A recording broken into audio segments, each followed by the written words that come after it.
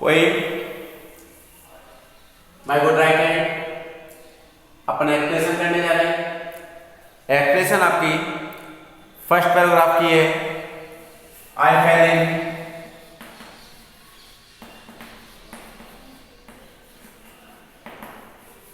Grief से लेकर डिडेड there gold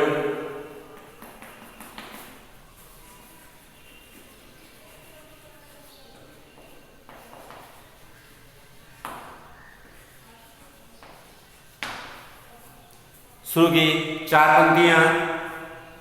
सबसे पहले अपन एक्सप्रेशन में सिनोनिम्स चाहते हैं। साउथ तलाश करना, सर्च लुक आफ्टर, काउंसल सलाह, एडवाइस सजेस्ट, डिडेड मना करना, डिने। अब आते हैं अपन उसके दूसरे पॉइंट रेफरेंस पर।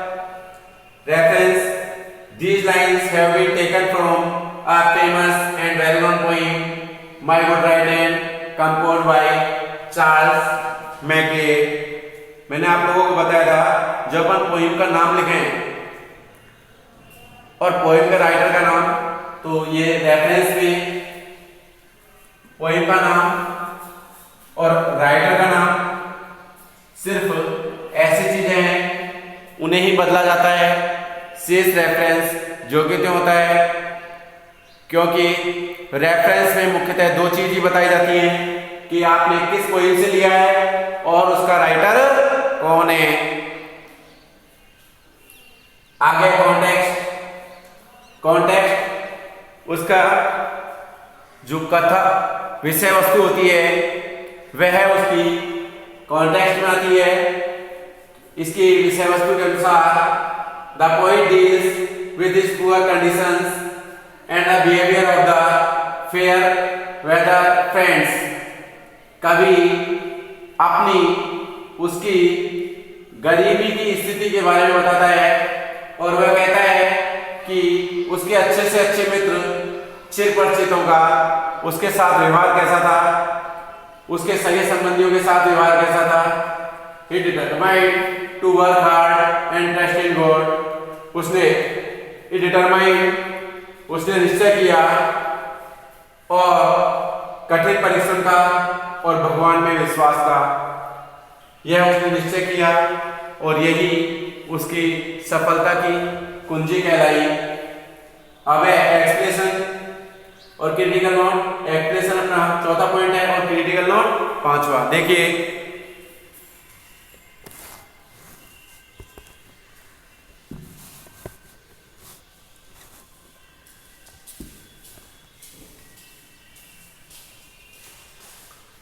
Explanation. In this lines the poet says, इन पंक्तियों में कवि कहता है ही वाज डीपली सैड, वह पूरी तरह से दुखों से भरा हुआ था। Because of his evil days, क्योंकि उसकी इन बुराइयों के दिनों में, बुरे दिनों में, इवल यानी बुरे दिन। ही हैड नो मनी, वह धन नहीं रखता था। टू मीट हिज रिक्वायरमेंट्स, और उसकी जरूरतों को वो पूरा नहीं कर पा रहा था। He even tried to find a true friend, उसने कोशिश की एक सच्चे मित्र को तलाशने की। Help him in poverty, अपनी उस गरीबी की परिस्थिति में, poverty conditions, उस गरीबी की स्थिति में। But he was unable to find, वह असमर्थ रहा to find a true friend, एक सच्चे मित्र की तलाश के लिए। All the friends and relatives were cool towards him, उसके सभी मित्र और सभी साथी बिल्कुल नश्वर हो गए। कूल का मतलब ठंडा होता है, नश्वर का मतलब उसका साथ सभी ने छोड़ दिया। टुवर्ड्स हिम, आगे उसके साथ में कोई भी नहीं आया। यह इस पैराग्राफ का एक्सप्लेनेशन है, अर्थात सेंट्रल आइडिया जिसे बोल दिया जाता है। आगे क्रिटिकल नोट पूरी एक्सप्रेशन जो अपन ने लिखी उसका 2 बिंदुओं के अंदर सार। Critical note, hard work is की ऑफ सक्सेस, कठिन परिश्रम ही सफलता की कुंजी है। दूसरा है लैंग्वेज इज वेरी सिंपल, इसकी भाषा बहुत ही साधारण है। ये एक्सप्रेशन मैंने जब पहले पोएम की कराई थी तब आपको कहा था उस बार 3 एक्सप्रेशन कराने के बाद कि आप एक्सप्रेशन करना सीखेंगे, अपने आप लिखने की कोशिश करेंगे, सभी व्यवस्थित करेंगे। अब मैंने आपको एक्सप्रेशन पहली कराई है, इसी तरह से आप इसकी जो मोस्ट एक्सप्रेशन है वो तीसरे नंबर की है, माइज करेव revived in my future despite. और इसके बाद लास्ट जो पैराग्राफ है, the friends who had left me come back everyone, यानी आपको 2 एक्सप्रेशन होमवर्क में दी गई हैं, उनको आपको करनी भी है, याद भी करनी है। इस पोएम में आपको 3 एक्सप्रेशन और 3 एक्सप्रेशन उस पोएम में कराई गई थी, ये आपको एक्सप्रेशन भी करनी है, याद करनी है। आपके क्वेश्चन आंसर्स पूरी तरह से कंप्लीट होते हैं पोएम के। अब अपन अगला जो अपना पार्ट है वो थेफ्ट वाला पार्ट पढ़ेंगे, जो कि अपनी बुक है रिसोल्यूशन। कौन सी बुक है? रिसोल्यूशन यानी संकल्प। उस बुक का पार्ट अपना अध्ययन करेंगे, लगातार 2 पार्ट पढ़ेंगे उसमें।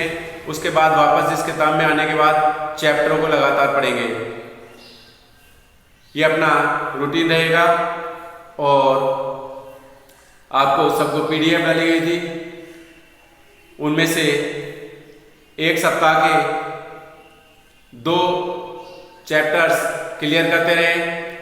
ग्रामर पहले आप लोगों को सुझाव दिए गए हैं और साप्ताहिक रूप से किसी एक टॉपिक के 20 एग्जाम्पल अपने आप करें।